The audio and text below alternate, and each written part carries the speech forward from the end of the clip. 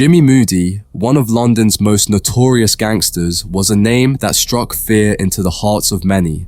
Known as the Enforcer, Moody's reign in the criminal underworld spanned several decades, marked by ruthless violence and cunning strategy. From his early days as a small-time crook to his infamous role as a feared enforcer, Jimmy Moody's life is a gripping tale of power, crime, and betrayal. Today, we're diving deep into the chilling stories and dark legacy that make Jimmy Moody one of the most formidable figures in London's criminal history. Let's get right into it. James Alfred Moody, aka Jimmy, was born in 1941 in the gritty neighbourhoods of East London. Growing up in a post-war Britain, the streets were tough, and opportunities for young men like Jimmy were few and far between. His family struggled to make ends meet, living in a cramped, run-down apartment. From a young age, Jimmy was exposed to the harsh realities of street life. The environment was a breeding ground for crime, with local gangs controlling the area and offering a sense of belonging that was hard to resist. As a child, Jimmy was known for his quick temper and fierce determination. He quickly learned how to fight and defend himself, traits that would serve him well in his later criminal endeavors. School was not a priority for Jimmy. He often skipped classes, preferring to roam the streets and learn the ways of the world from the local thugs. By his early teens, he was already running small errands for local gangsters, gaining their trust and proving his loyalty. The allure of quick money and the respect that came with being a part of the criminal underworld was too strong for Jimmy to ignore.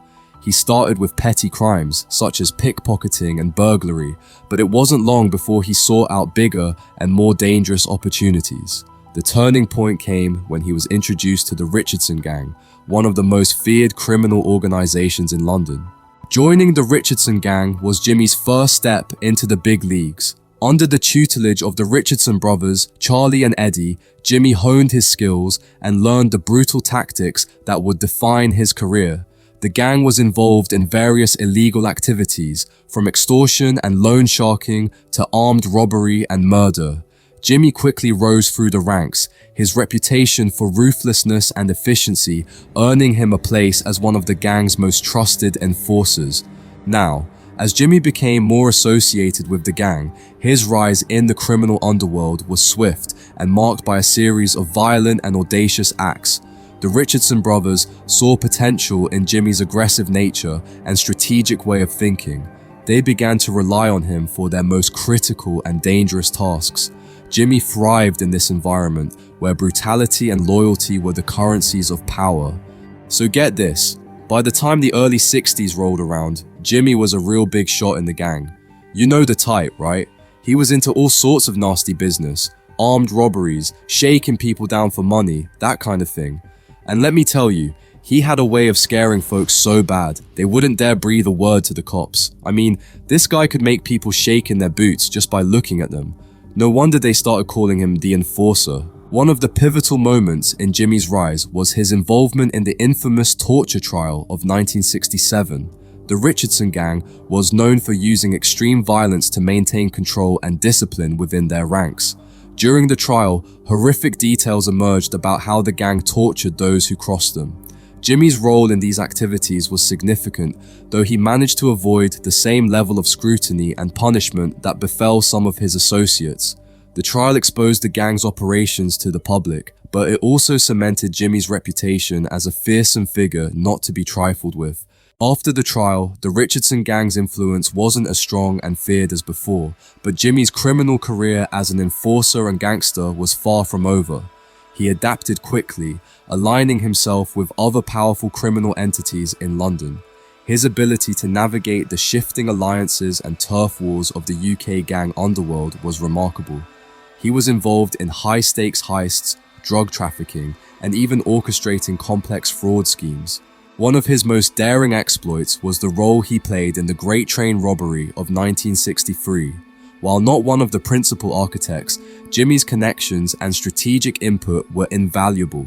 The heist, which saw a gang of robbers make off with $2.6 million, equivalent to about $53 million today, was one of the most audacious crimes in British history.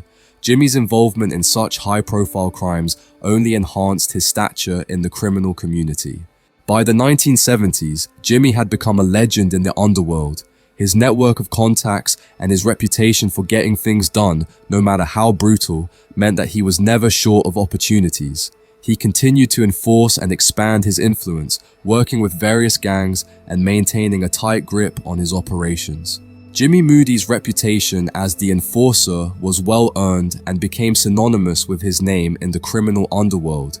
His role was not just about physical intimidation, but also about strategic enforcement of the gang's rules and interests. Jimmy was the personification of fear for many. His mere presence was enough to keep both rivals and subordinates in line. Jimmy's methods were ruthless and effective. He was known for using extreme violence to send clear messages to anyone who dared to cross him or the gang. Torture, beatings, and even murder were tools of his trade. However, what set Jimmy apart was his strategic mind. He understood the psychological impact of his actions and used them to maintain a stranglehold over the criminal operations he was involved in.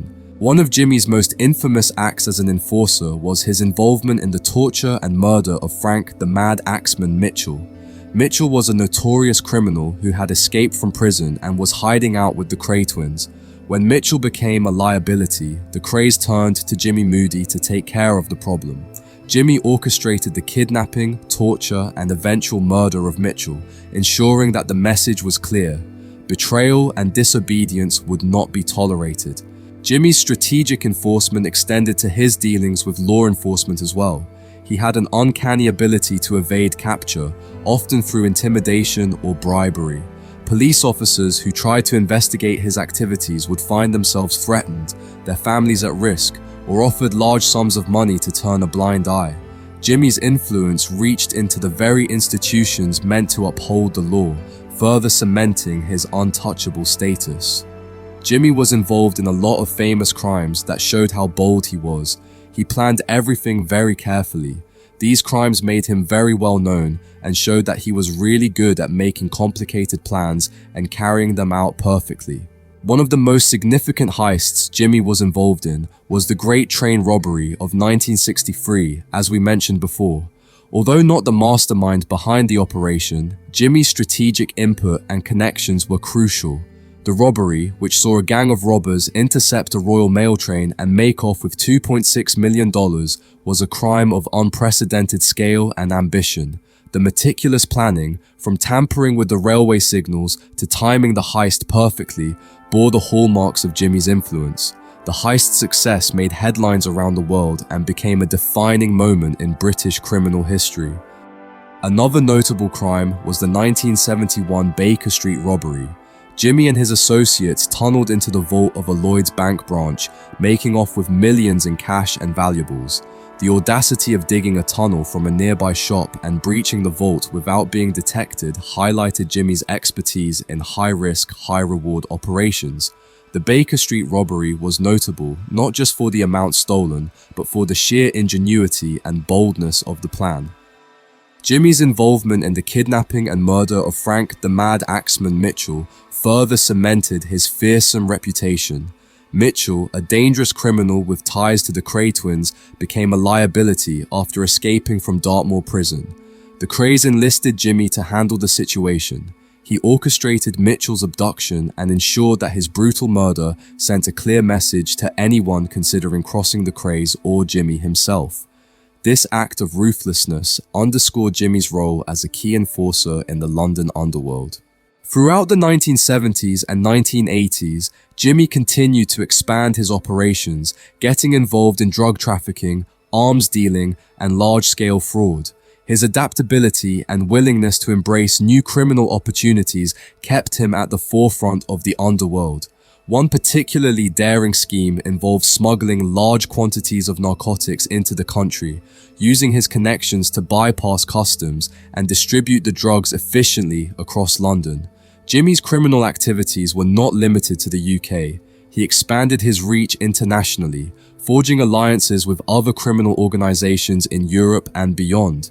His ability to operate on an international scale demonstrated his strategic acumen and understanding of global criminal networks. These alliances allowed him to import and export contraband, increasing his wealth and influence significantly. Navigating the treacherous waters of London's criminal underworld meant he inevitably faced numerous conflicts and rivalries. His ascent to power and his role as an enforcer naturally brought him into direct confrontation with other formidable figures in the world of organized crime. One of Jimmy's earliest and most notable rivalries was with the Kray twins, Ronnie and Reggie. Although Jimmy had worked with the Krays on several occasions, their volatile nature and penchant for violence often clashed with Jimmy's own methods. The Krays, known for their unpredictable behavior and brutal enforcement, saw Jimmy both as an ally and a potential threat. Their relationship was a delicate balance of mutual respect and underlying tension. This tension came to a head during the fallout from the murder of Frank Mitchell, with both sides wary of betrayal and retribution. The Richardson Gang, led by Charlie and Eddie Richardson, also had a complicated relationship with Jimmy. While Jimmy initially rose through their ranks, his increasing power and influence made the Richardsons wary. The gang, infamous for their use of torture and extreme violence, viewed Jimmy's growing autonomy as a potential threat to their dominance. Despite their shared history, there were several instances of conflict and power struggles as Jimmy sought to expand his own operations independent of the Richardsons' control. As Jimmy's empire grew, so did the number of his enemies. Rival gangs and criminal enterprises frequently tried to undermine his operations, leading to violent confrontations. One such rival was the Sabini family, an old and influential gang with deep roots in London's criminal scene. The Sabinis, known for their control over betting and racetracks, viewed Jimmy's encroachment into their territories as a direct challenge. The resulting turf wars were marked by brutal skirmishes and a series of retaliatory attacks, further entrenching Jimmy's reputation for relentless enforcement. Jimmy's conflicts were not limited to fellow criminals. Law enforcement agencies, particularly the Metropolitan Police, were constantly on his trail. Despite numerous attempts to capture him, Jimmy's network of informants and his strategic use of bribes allowed him to evade arrest repeatedly. His ability to stay one step ahead of the authorities only added to his mystique and fearsome reputation. One of the most dramatic episodes in Jimmy's life was his conflict with the police during the infamous Operation Countryman, a massive anti-corruption investigation targeting corrupt officers within the Metropolitan Police. Jimmy's involvement in the corruption was significant, and the operation threatened to expose his connections and disrupt his operations. Despite the intense scrutiny and pressure, Jimmy managed to navigate through this perilous period, yet again avoiding any form of capture or significant criminal convictions. Jimmy Moody's legacy is marked by fear, respect, and lasting influence in organized crime.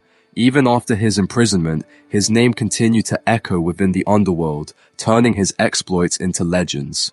Known as the Enforcer, Jimmy set new standards in the gangster world with his strategic use of violence and intimidation. Younger criminals saw him as a model of how to command respect and maintain control. His brutal methods were effective and became a blueprint for others. Jimmy's adaptability was a key part of his legacy. He thrived in a changing criminal landscape, involved in crimes ranging from armed robbery to drug trafficking. This versatility extended his influence beyond his immediate circle into the broader European organized crime network. During a period when he fled to Northern Ireland, Jimmy worked with the Provisional IRA. He coined the infamous expression OBE, or a shot behind the ear, which became a notorious term among killers in Belfast for the next decade. After some time, he returned to London under the alias Mick the Irishman and was wanted by the Royal Ulster Constabulary by the late 1980s. Despite his violent methods, Jimmy was known for his loyalty to his associates, earning their respect and loyalty in return. This network allowed him to operate with impunity for a long time, even under intense law enforcement scrutiny.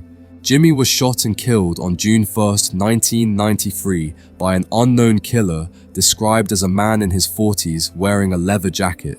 After his death, he was linked to several murders in 1989, 1990, and 1991. His imprisonment and death did little to diminish his legendary status. It highlighted his significant role in maintaining order among gangs, and his story has been retold in numerous books, documentaries, and films, cementing his place in criminal history.